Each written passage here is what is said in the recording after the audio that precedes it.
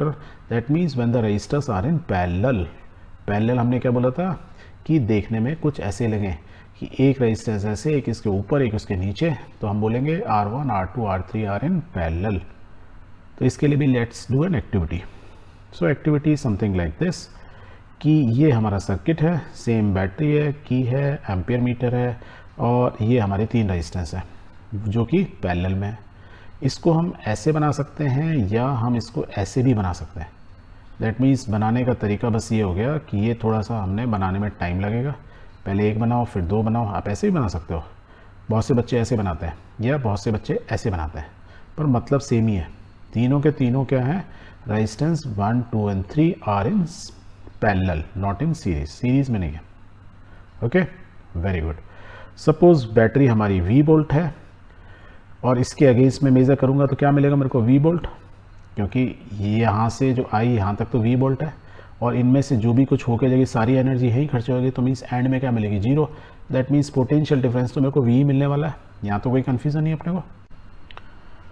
पर यदि मैं बोलूँ L और M के अगेंस्ट वोल्टेज निकालो तो you will find it is V। यदि P और Q के अगेंस्ट भी निकालोगे वो भी V आएगा, और S और T के अगेंस्ट में यदि पोटेंशियल डिफरेंस मेजर करोगे वो भी V आएगा। ऐसा क्यों हो रहा है, क्योंकि ऐसा इसलिए हो रहा है, आप ध्यान से देखो, मैं X बोलूँ या L बोलूँ या P बोलूँ या S बोलूँ, ये वायर ही तो हैं जिनमें कोई रेजिस्टेंस है ही नहीं। तो मैं चाहूँ तो इनको एक लाइन में भी तो कर सकता हूँ।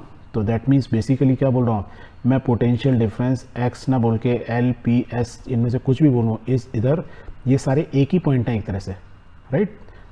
और यहाँ पे M Q and T Y, that means in resistance R1 और R2 और R3 के जो पोटेंशियल डिफरेंस हैं, सारों के अगेंस्ट में पोटेंशियल डिफरेंस क्या है, सेम।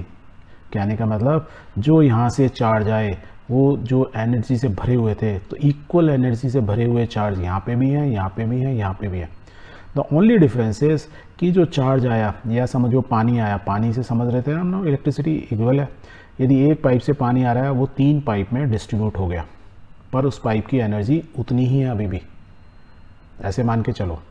तो मीन्स जब पाइप में से पानी अलग अलग डायरेक्शन में चला गया, तो इस केस में क्या है, चार्ज फ्लो क्या कर रहे हैं, चार्ज। तो चार्ज मेरे डिस्ट्रीब्यूट हुए, और चार्ज डिस्ट्रीब्यूट होना मतलब क्या हुआ कि इधर कुछ current, rate of flow of charge is current. That means इसमें करंट रेजिस्टेंस में, इस रेजिस्टेंस R1 में कुछ और करंट जाएगा, R2 में कुछ और करंट जाएगा, R3 में कुछ और करंट जाएगा।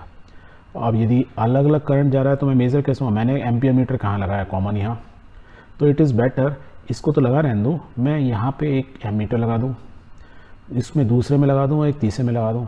देन यू विल फाइंड कि जो पहले वाले से जो, क्योंकि चार्ज डिफरेंट चार्ज आ रहे हैं, तो उसकी वैल्यू आ रही है A1 एम्पियर, ये A2 एम्पियर बता रहा है, ये A3 एम्पियर बता रहा है, अलग अलग एम्पियर्स बता रहे हैं, और हमको ओम्स लॉ मालूम ही है, राइट। और यदि मैं बोलता हूँ A1 जो है, सपोज मैं I1 से मेज़र करता हूँ, एम्पियर A1 ना बोल के मैं बोलता हूँ करंट I1 है, दूसरे में I will say suppose I2 current है, तीसरे में I3, मीन्स तीसरे रेजिस्टेंस I3 करंट जा रहा है, मीन्स इतने चार्ज आ रहे हैं per unit time, that is current. Okay, अब यहाँ से टोटल करंट क्या आ रहा है, I आ रहा है, 3 पार्ट में डिवाइड हो जा रहा है, और फिर फाइनली फिर I करंट आ जा रहा है, क्योंकि मुझे तो यहाँ तो एक ही करंट मिल रहा है, 3 डिफरेंट करंट तो मिल नहीं रहा। तो I can say I is equal to I1 plus I2 plus I3, या मैं वाटर फ्लो के फॉर्म में देखूं, जितना पानी इधर आ रहा था 3 पार्ट में डिवाइड हुआ और वो आके फिर एक ही पाइप में जुड़ गए। That means ultimately I will get the same amount of water. That means current के फॉर्म में बोलूँ means same amount of charge, और same amount of charge means same rate of flow of current. That means current I is equal to I1 plus I2 plus I3 बोल सकता हूँ, यहाँ तक कोई कन्फ्यूजन नहीं। और यदि मैं ये बोल सकता हूँ तो ओम्स लॉ के मुझे मालूम है I इज इक्वल टू होता है V अपॉन R, तो let's put it I is equal to, तो सीरीज में क्या होता है, करंट का डिस्ट्रीब्यूशन हो जाता है। अब इसमें मैं वैल्यू रख देता हूँ, from Ohm's law we know I is equal to V bar है, तो लेट्स पुट इट।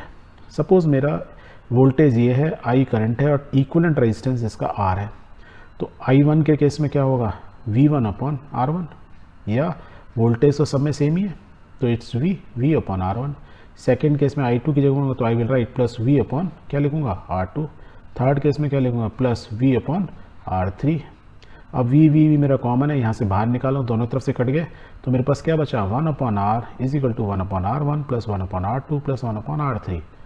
और R क्या बोला था हमने, equivalent resistance. That means when resistance are arranged in parallel, तो इक्विवेलेंट रेजिस्टेंस R निकालना है तो उसका फॉर्मूला क्या होता है, ये कैसे याद रखोगे कि 1/R is equal to 1/R1 plus 1/R2 plus 1/R3, जबकि सीरीज़ में होता तो क्या था, R is equal to R1 plus R2 plus R3, सीधे ऐड हो जाते हैं। यहाँ पे इनके डिनोमिनेटर ऐड होते हैं, बट वो खाली R इज इक्वल टू नहीं होता, 1/R, ये चीज़ आपको ध्यान रखनी है। सो रेजिस्टर्स इन पैरेलल, क्लियर हो गया।